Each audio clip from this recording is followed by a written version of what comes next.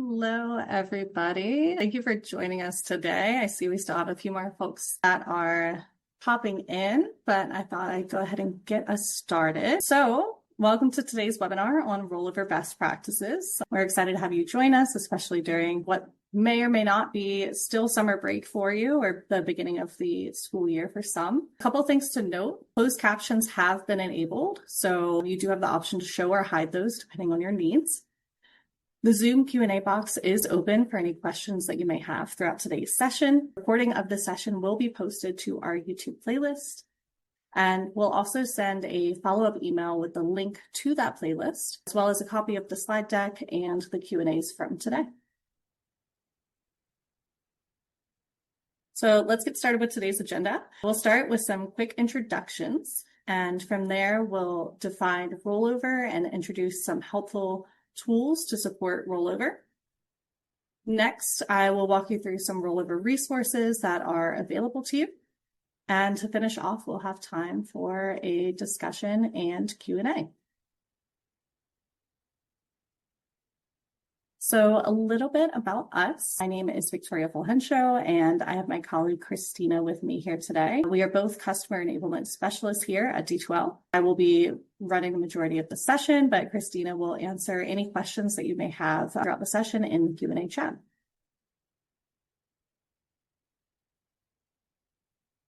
Before we get too far, I do want to take a moment to clarify some terms. If you've been here before, you've probably heard these, but you might have heard of D2L or Brightspace before. To clarify, D2L is the company that Christina and I work for.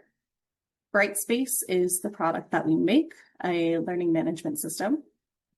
And depending on where you work, your district might call Brightspace something like eClass, iLearnNYC, or the VLE. Although some of your districts have different names for their learning management system, if you're here, then they should all refer to Brightspace. In addition, our Brightspace community is a hub of resources where you can connect with other Brightspace users and seek out additional information on Brightspace. There will be a link in the chat for you to join Brightspace community if you have not joined yet.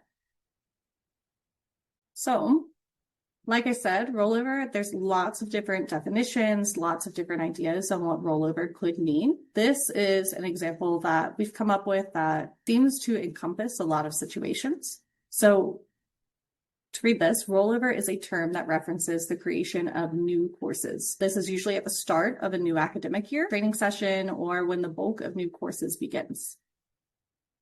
So take a moment, just think about when rollover occurs at your school.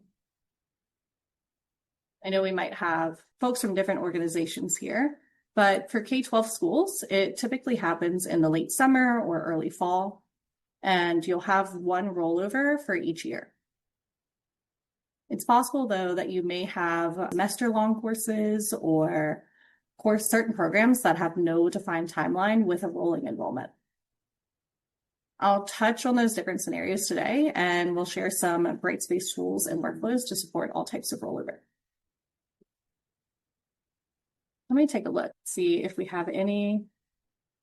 Oh, I see some responses. The word cloud is acting a little funky, but I see for some folks as a new teacher, this is new to them. So they're just here to learn. We have some instructors here and from K-12 as well. Awesome. And as people continue answering, I'll add in what some of those definitions of rollover mean to them. But for now, let's talk about why rollover is important. So there are many reasons why rollover is important. And the first I want to note is that creating rollover processes helps to maintain data cleanliness and user progress. We know that data is super important for tracking course completion. And if a course is used just once, we can then capture the exact progress a learner has made within that course. Rollover also gives us an opportunity to refresh courses. If we're using the same course year over year, we never really get a chance to update the materials from year to year, just because there will always be students working within that environment. The rollover process is the perfect time to reflect back on course feedback, surveys, and other data and determine what needs to be adjusted before the next year. And last, rollover gives us the ability to control a learner's access to a course based on start and end dates and to better monitor completion data. This gives us a finite point to pull data from when tracking completion or finishing those final grades. So I have a handful of workflows that I want to highlight today and tools that you can use to support those workflows. The first would be creating courses and semesters. There are 4 different tools that you can use within Brightspace to help with semester and course completion. All of these tools are typically administration-focused tools, but we can use the org unit editor to create semesters. And then we can use course management, bulk course tools, and Ipsys to create courses. Course management is for creating one course at a time, whereas bulk tools, you can use that to create all courses at once. And then with Ipsys, depending on the types of integrations that you may have with your student information system or SIS, you might be able to use the Ipsys tool as well. Our next workflow is managing dates. This is important for those who have any sort of rolling enrollment. We can use some of the same tools from the previous workflow to support updating and managing dates. So course management, when you actually build the course, you can set those start and end dates. And then there's a tool called a course updater that allows you to update the start, end, and availability dates in bulk. The short video down in the corner shows that workflow. And if you have an integration with your SIS, Ipsys will allow you to manage those dates as well. Enrollment of users is another big workflow related to rollover. We have our user management tools to enroll a single user into a single course. We have our bulk user management tool to allow you to do the same action, but in bulk. And then similarly to before, if you have that SIS integration, we can perform those actions while we create the courses through those integrations. And last, creating and copying content. This would likely be our instructor or facilitator workflow, where we're either moving content from the previous year to our current master course, or maybe adding important new content as part of that refresh process. You can use bulk tools if you're moving all the content from a master course or all of your master courses to a new semester or year. And then if you're doing it on that individual basis, that's where the import export copy components tool comes in. You can find that in the admin wheel or directly from the course within your course admin section. Oh, and I realized I forgot to click the arrows. There those are. So with different types of enrollment and types of courses, there's not one particular time frame that makes sense for every single school or district. I do want to show you one order that works for most situations, and then you can figure out the timeline that best aligns with your district.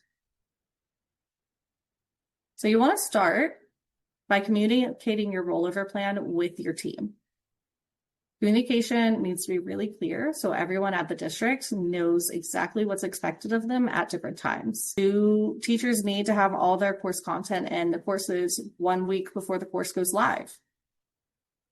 Are teachers expected to just have certain information within their course and then they're able to go and add course information and content throughout the year as the year goes on?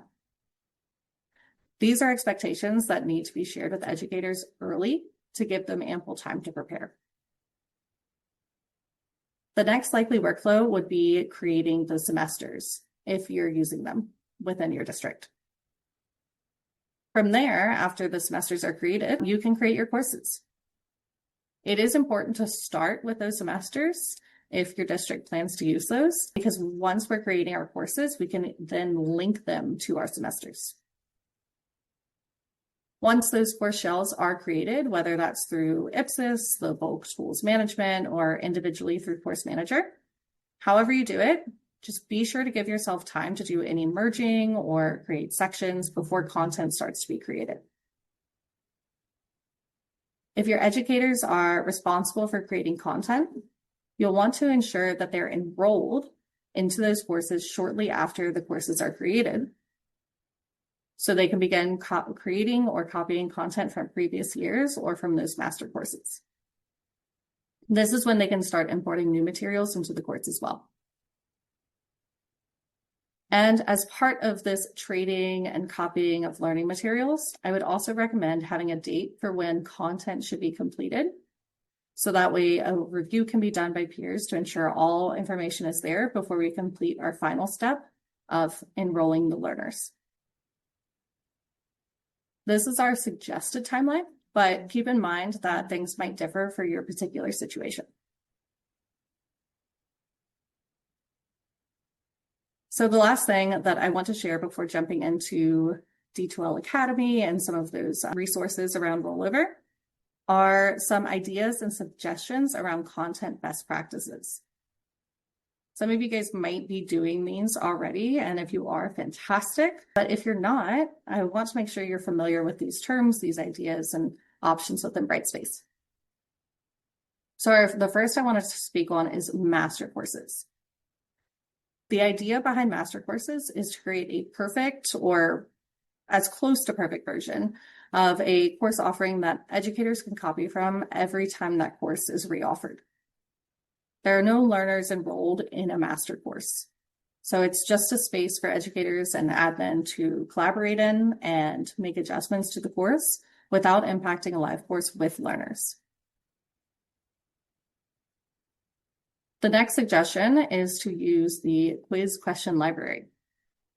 If you're not familiar, you're able to pull questions from different educators and create one large pool of questions to give variations within student assessments. As I add questions to the question library from year to year, say I create 10 new questions each year, I'm increasing the variety of questions that are ready to be used for formative and summative assessments, and it can save me time from creating a brand new assessment every single year. Release conditions are another great tool to use within Brightspace to allow content to be shared with a learner as they progress through a course.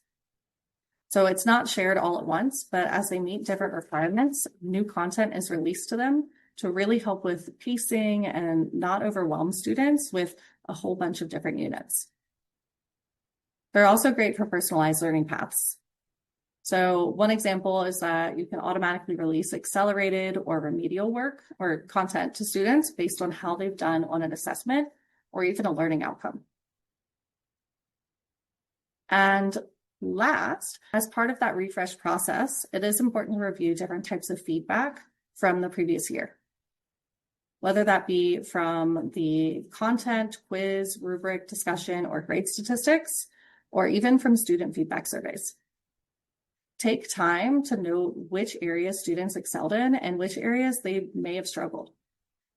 From there, use that feedback to make adjustments to those master courses before you reoffer them the next year.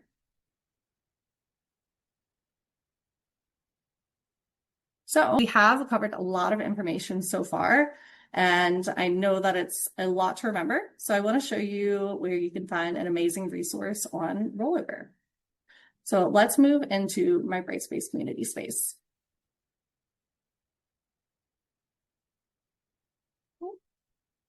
Gotta find the right tabs. All right. You guys should be seeing my Brightspace community screen here. On the screen, you'll actually see a quick call out for D2L Academy. So the course that I'm going to show you guys is actually right in Academy, but I want to show you where you can find it separately if for some reason that banner is not there in the future. So we are discussing Rollover. So I'm going to type Rollover into my search bar. This first article, Rollover Best Practices and Strategies, is exactly where we're going to go. And this article, and you'll see that it's automatically searching for my word rollover there. This article gives you a high-level overview of the rollover course in D2L Academy, as well as rollover checklists for instructors and administrators. So you can see those checklists right here, some additional resources. And if we scroll down to the bottom, you'll see a button here that just says Access Course.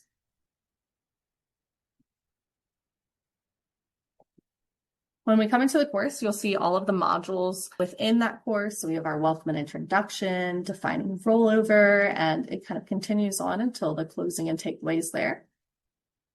You can also see the available awards that are part of the course and just a little bit of like an announcement that's about the course as well.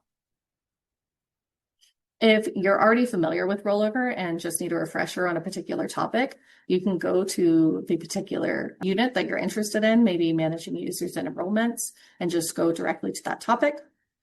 And if you're less familiar, you can start with that welcome and introduction and start accessing the content there. Or you can access all of your content through our content space. Sorry, my cat's walking across my screen right now. Sorry about that. You can access all of the content and the content button in the nav bar there. His automatic feeder went off, so he had to get to the food right away. So let's start with that welcome and introduction. When we go here, you'll see that there's a course overview. It also continues with some considerations for rollover planning. So some of those same things that we talked about, but one part that I really want to focus on are those additional resources. So that rollover administrator and instructor checklists are downloadable right here. And we also have a number of other resources such as webinars, infographics, and like I said, those checklists are there as well. So be sure to check those out, see what may or may not be important for you and your district. If we go back to our content, we also have defining rollover as one of our units. That's something that we already went over a bit. We have our tools to manage rollover. We've referenced a lot of these tools today, but this course goes more in depth with the terminology, common workflows, and then this is also filled with lots of videos and images that are designed to make the content more digestible and accessible as well. We go back to our content. We also have our managing users and enrollments. So like I mentioned earlier, K-12, most K-12 school districts are going to have like a paced enrollment style where you do one rollover at the same time every year. But some folks might end up having more of a rolling enrollment, so where a course might not start and end for everybody at the same exact time. So be sure to check out this section if you may have a different type of enrollment other than that paced enrollment that we discussed earlier.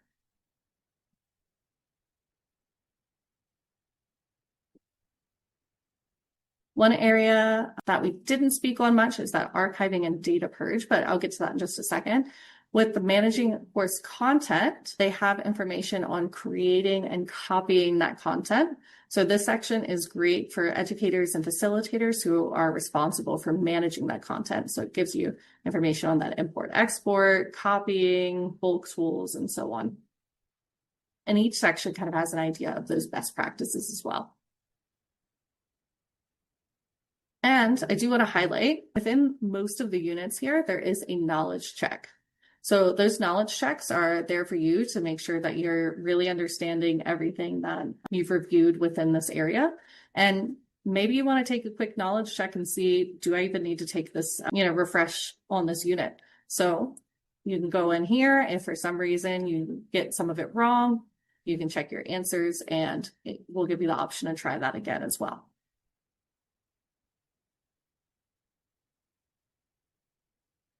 And like I mentioned, we have that archiving and data purge section.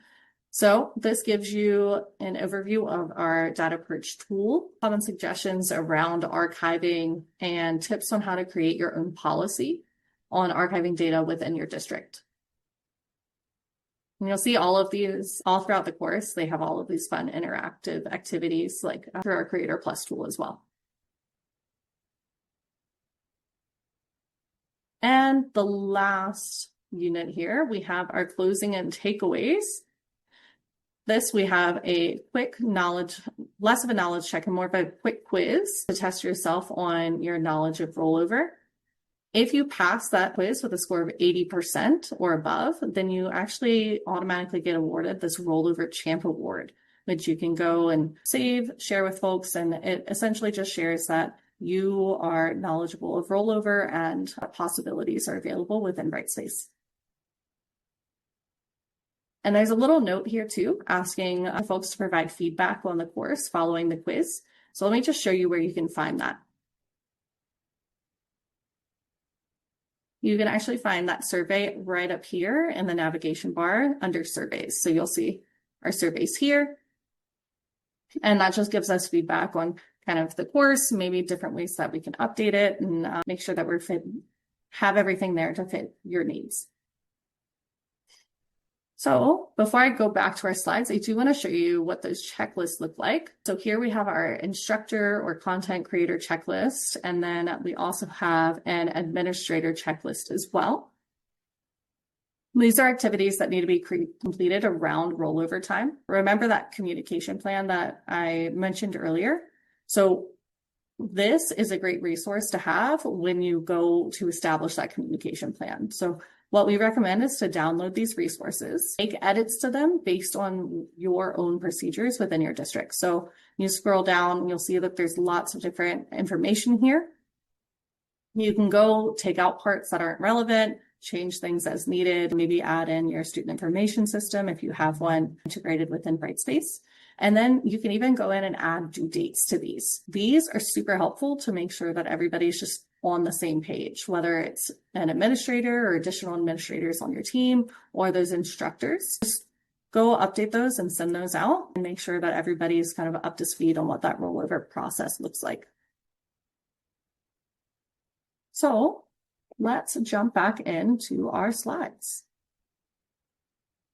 I know we have about 15-ish minutes left, so I want to take some time to give you guys time to kind of discuss, ask questions that you may not have asked in the Q&A so far. But let's start with the D2L Champions program. If you're not familiar, the D2L Champions program gives you the opportunity to receive points for attending webinars like this one, submitting blog posts, and even giving us reviews online. You can then redeem those points for gift cards, swag, additional D2L services. And you can find the link for the Champions program in the chat in just a little bit. This may have been your first webinar with us, but we do have many more to come, and you'll see our list here through February. The link to register for these upcoming sessions will be in the chat, and our overview page lists all of our session descriptions, and you can find links to our past sessions on that page as well. So the link to register for this, as well as the link for that overview page, will be in the chat soon. And I also want to give a quick shout out for our Lumi session that's coming up on September 5th. I know that's just in, I think, a couple weeks, week and a half, something along those lines now. And if you haven't tried Lumi yet, it's our suite of AI tools that are all about enhancing the learning experience while saving teachers time. So there's a lot of different things that Lumi can do, but one of my favorite examples is that it can instantly create quiz questions aligned to Bloom's taxonomy. And it only pulls from the content that you've already added into Brightspace. So it's not searching for, say you're teaching something on the Civil War. It's not teaching for or searching the internet for Civil War information. It's just using what you've already put into Brightspace to go and create those questions, which is super cool. The session's not on Lumi, so I'm not going to dive deeper into it. But if you're interested in that, definitely join our session on September 5th. If you can't attend live, you can always register now and then receive the recording afterwards as well. So the link for those will be in the chat coming up soon as well.